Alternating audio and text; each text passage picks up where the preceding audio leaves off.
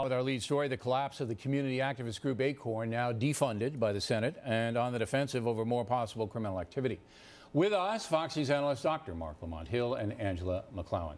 Well, can you believe these 7 senators voting not to defund Acorn when child prostitution is involved? Doctor, when you have a situation this bad, okay, not just one bad apple, 30 convictions and now this undercover video, and you're still voting to give them taxpayer money.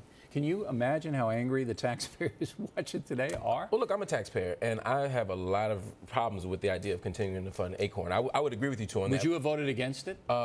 I probably would have voted in line with the other 83 people. I wouldn't have voted in line. Yeah, absolutely. Okay. We probably would have voted the same on that. But I do understand the resistance. The resistance here is that they don't want this to turn into a full-blown sort of conspiracy against Obama. I'm not saying it is a conspiracy, but that's the stance that they're operating from. They don't want this to become bigger than Acorn and it become an attack on health care and on Obama. Look, this is exactly why they vote this way, because they're scared of this kind of conversation. Let me ask you something.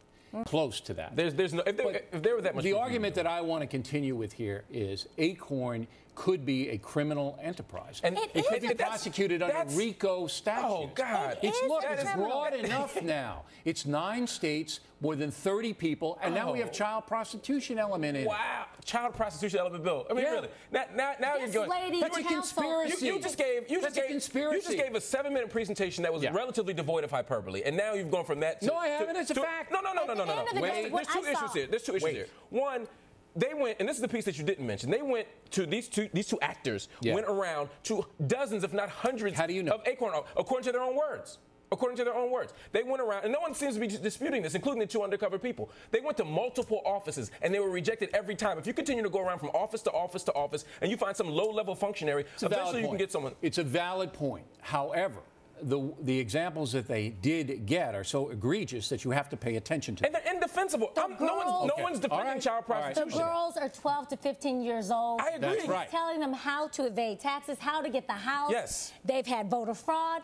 What else? They have had numerous indictments, part of which have been a campaign simply to make them look like a criminal enterprise so that you can use this sort of... You just said it was but the doctor said he would vote to defund them, so we don't have it's too messy not to. I think these 7 senators, and tomorrow I'm going to mention again, we're going to have a report on all 7, are in serious trouble. Serious trouble. Not yet. You need to know why. They're in trouble. You need to know why. Because of the taxpayer anger. They're in trouble. Exactly. And plus, the doctor, you're not an elected official. It is sad that they know that these people are breaking the law, and they voted. We don't know that. We don't. That's 30 of them have been convicted. If you look at any organization, I don't care if it's Acorn. Fox News doesn't have 30 people convicted of crimes. How can you sit there and say that when you just saw the video? I gotta go. Stand by for tomorrow's report on the 7 senators. It will be big. Angela, Doctor, thank you. Directly